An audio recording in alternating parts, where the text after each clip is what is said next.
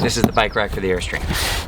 So today, in this video, we're talking about the RV bike dilemma, and it really is a dilemma. When we first got started on season 1 and we tried to figure out how are we gonna get 5 bikes on the back of our truck and go across the country, I think I spent more time researching that than I did buying our RV. And if you've been with us since the very first season and you know the problems that we have with that RV, that probably shouldn't come as a big shock. But this right here is a bike rack for the Airstream. And we're gonna talk about the pros and cons of putting bikes on your truck bed. We're gonna talk about getting this thing set up, and we installed a hitch on the Airstream, and we have to go pick up my bike because it's ready to go. So that's what we have going on in this video. Let's get this thing installed and we'll get going.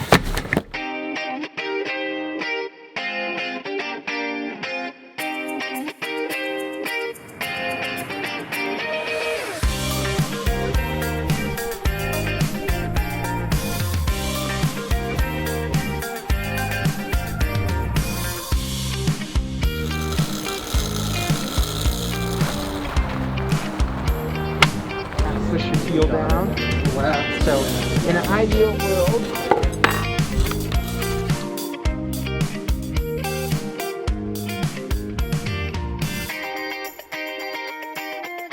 So we're headed to the bike shop to get my bike after 4 years of being in storage. No, 3 years. 3 years of storage. Yeah. And pretty excited.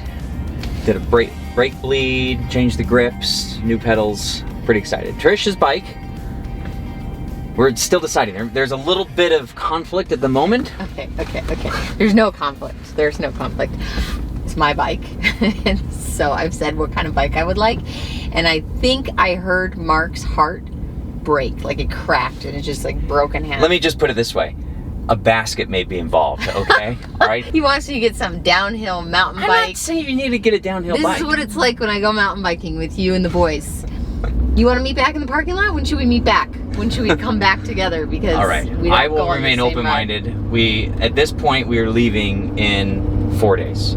Yeah. And we don't have time for a lot of things, so we're now postponing any decision we can make once we get on the road, we're making. So that's good for you to know that you don't have to have all your chickens in a row or Ducks in a row. ducks in a row. They were once chicks. Yes, you don't have to have them all in a row. Yes. You can get on the road and do things as you're exploring. It's actually kind of fun. It is. Okay, so when we traveled season 1 with all the bikes on the bed of the truck, that we thought was like a pretty good solution for us.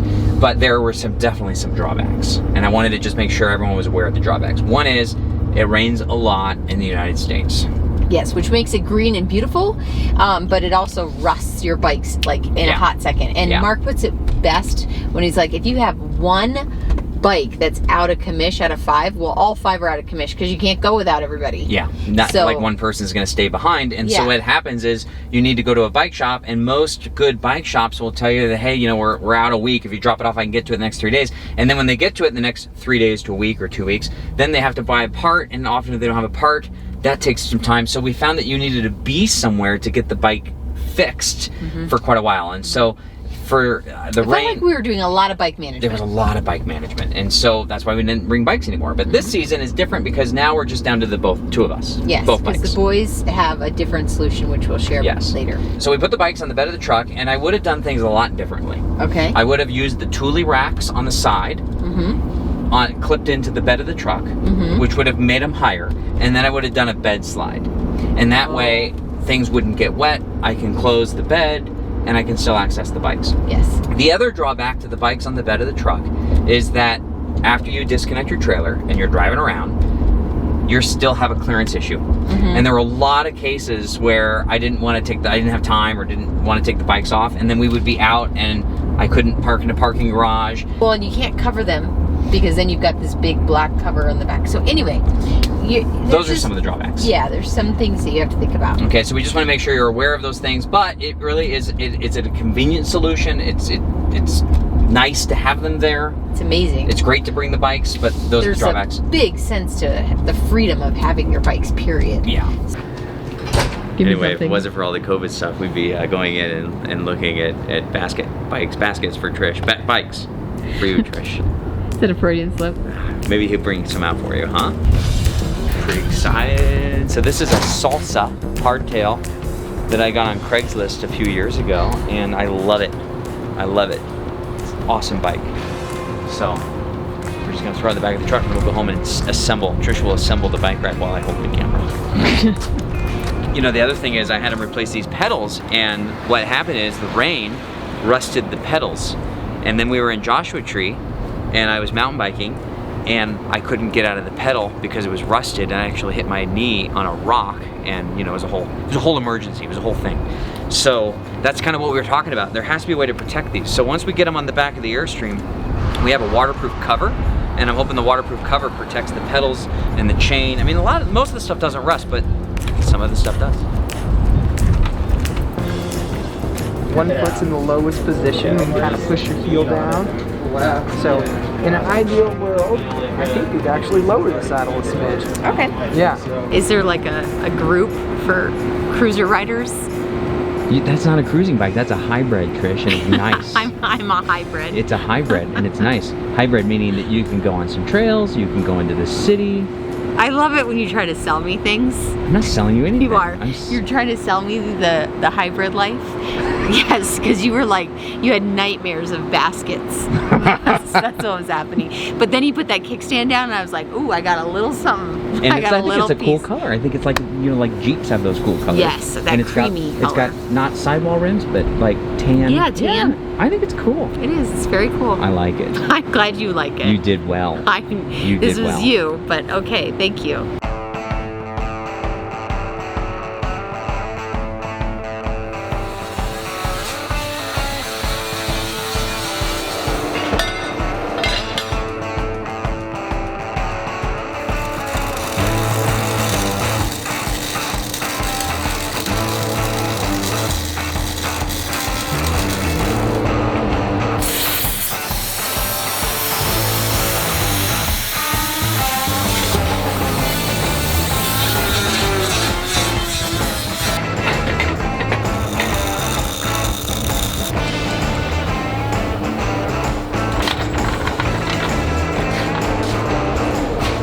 Okay, let's chat about how all this hitch stuff came about. About 3 episodes ago, we mentioned that we ordered the Airstream bike rack. And they're a bit expensive. They're $500 for the rack, and then it's $500 at an Airstream dealer to install. And on top of it, the reviews are not terrific. And it's not really what I wanted. I really wanted a bike rack that I can take off of the Airstream and put on the truck if I needed. But I just didn't figure, I figured I didn't have time. Well, after I mentioned that on the video, Kale, who's a KYD insider, sent me an email with Scott, who is a member of the Airstream Addicts Facebook group. And he posted on that group a picture of Cliff's welding installing a hitch under his bumper, and I'm like, oh, that's perfect. So I called up Cliff's and said, hey, can you do this? They said we do it all the time. So made the appointment just before we go. Got this. It goes like that.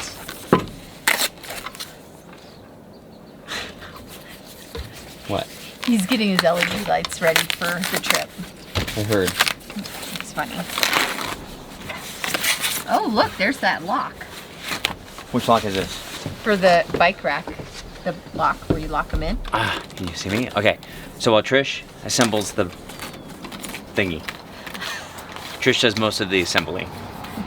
I wanted to just share with you a couple things about bike racks. So this particular Kuat, I learned from the bike shop, Kuat bike rack is not RV approved, but it has a feature which I really like.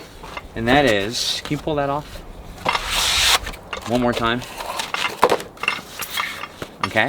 This right here, this little ball is tightened by this. I don't know if you can see that, and expands out. And what that does is it makes it tight inside the hitch, and it prevents all the vibration and the constant bouncing.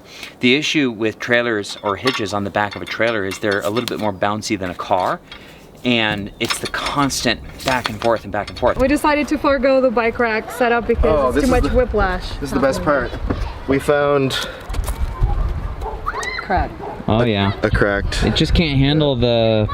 Well, it's like whiplash. Yeah, that's right. Yeah. Is that really it? Yeah. Oh, sweet. All right, let's go down to the Airstream. Nice.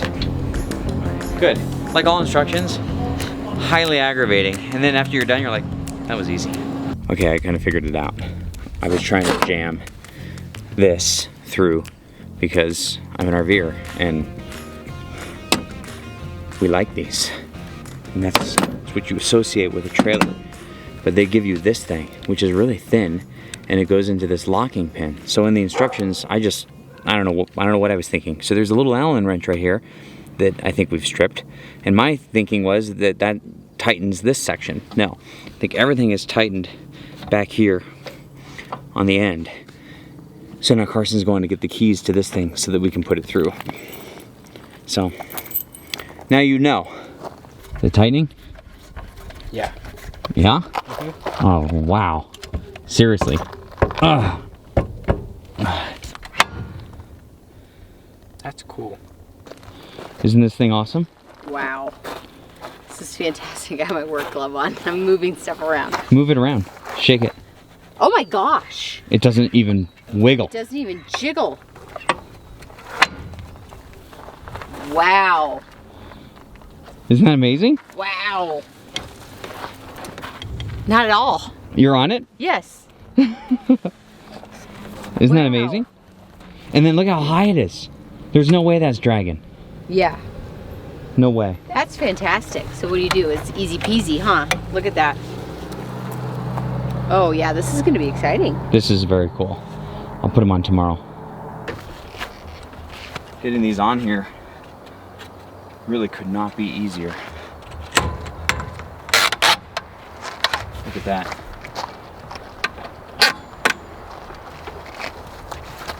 Look how sturdy it is. Isn't that crazy?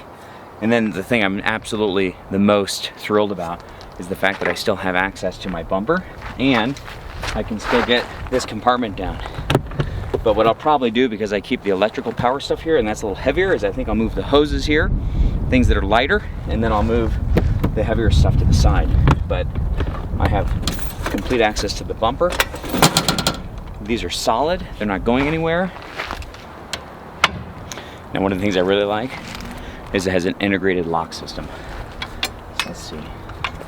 Go through the tubes like here, through here like that, and then it just connects right there like this. So the question is, how are we gonna keep the rain off of this so components don't rust? And for that, I ended up buying for $19 on Amazon a bike cover that should fit for both sides. And I thought I would go with an inexpensive one that cinches at the bottom, shouldn't have a lot of wind here, and I thought I would see how it goes rather than buying an expensive one. I think for something like this, I would rather replace it more frequently. And then the last issue is, how is it gonna do with clearance? Because it is hanging off the bumper. Airstreams do have a fair amount of feet behind the axle. Was it gonna be high enough or was it gonna drag? And what I like about this Kuat rack is that it is already about 4 inches higher than the hitch, which is great. But in order to mitigate that a little bit further, I ended up doing a 2-inch lift on the Airstream. Jeff has the wires. Whoa. What was that? That was the front hitch? Yeah. Okay, keep coming. Now you're clear of that hitch. I was a bit reluctant to do the lift on the Airstream. After all, one of the advantages of an Airstream is the low center of gravity. But I will say, what's changed a lot in the duration that Airstream has been making trailers is the trucks have just gotten enormous. And after we put the 2-inch lift on here, it actually seemed like it towed even better. And that's hard to believe. All I can think about is now the trailer is more matched to the truck. When I looked at a side picture of it, as you can tell, you can hardly tell the difference between 2 inches. In fact, the actual e-trailer or the Dexter lift kit that I got from e-trailer is actually 2.5 inches, but the kit didn't fit to what we're doing here. And Cliffs tends to do their own subframe. So they ended up adding a 2-inch tubing just above where the axles connect. And so, you know, it's pretty stout now. Everything in there is very, very stout. So, but if you're interested in doing that, I would suggest calling Dexter, giving them the serial number, which is on your forward axle on the front, and then they will give you the recommendation of which Dexter kit to do to add the lift. And you go about 2.5 inches or 3 inches. I just wanted to be conservative, so we just went with 2 inches, but so far the towing's been great. It gave me just a little bit more clearance for the bikes, and we'll just keep you posted on how it continues to tow. So we've been recording this video throughout the week. Yes. As we are preparing to leave. How exciting. Yes. And as you watch this right now, we are leaving the day after tomorrow. We're not ready. We're not even close. We're not even close. But next weekend's episode will be, what are we going to do to get out of the house, get this packed up, and get on the road and hit our first destination. Cannot wait. So the install how much more was it to do this custom situation versus the Airstream? The hitch was $700 at Cliff's Welding to put that hitch on. And the Airstream, as I mentioned, the Airstream bike rack was $500, and then the installation at Airstream is $500. So it was only $200 more to get what we wanted, and something that I think is supposedly better, right? I mean, it's going to work well. It's going to work well. The other thing I want to mention is that particular rack is a Kuat Sherpa 2.0. In the beginning, we did not know how to pronounce it, and now we do. We do now. And the link is right here, and I'll also put that down below. And we'll just keep you posted on how it's going to do. But I'm very confident that we're not going to have any problems. It is solid. So one of the cool parts when I was getting my new bike is that the gentleman at the store was talking to us about theft. There's a certain process that you need to go through with the police, and he was telling us about that with the VIN number. When Trish got her hybrid, he said, let me go punch in the serial number into the system. And he says, if you do that, then pawn shops are, by law, have to look up the bike by the serial number. And so therefore you'll get your bike back. And we've had people in the insider community get their bikes back. Yes. It's a big victory. Yeah. But that doesn't always happen. Yeah. You know, in terms of safety, and we get that question a lot about how, does your things get stolen? We've never had anything stolen in all of our travels. I will say, just remember that your rig is mobile. And if you go into a particular city or a particular RV park or a particular area, and you just have this feeling that something's not right, that's probably accurate. You have to trust your gut. You have to believe in yourself and your barometer in your body that says, this is off. Yeah. Go. It doesn't matter. Yeah. Nobody's at a loss. If you leave, nobody's getting their feelings hurt. Yeah. You know what I mean? And the best way to prevent something from getting stolen is to just not be in the area where you're thinking, this doesn't feel right. Just keep going. Or lock it up. We have, but if someone really wants something, it doesn't matter. But the lock does it. It slows them down a little bit. So that's kind of our take on RV theft and safety and stuff like that. Bike theft. Bike theft. Yes. Not RV theft. I mean, even other things we've had around the park. Oh, right, right. When we're in an RV park, we're like, this park just doesn't feel right. And we just said, well, why don't we just keep driving? Right. And the more you travel, the more I think Malcolm Gladwell calls it thin slicing, where the brain just that's where your gut comes from, is evaluating all these different experiences. Yes. So anyhow, it's a good book if you haven't read it. So anyway, we were glad you came along with us on this ride. Yes. Good one, Mom. Thanks. Good one.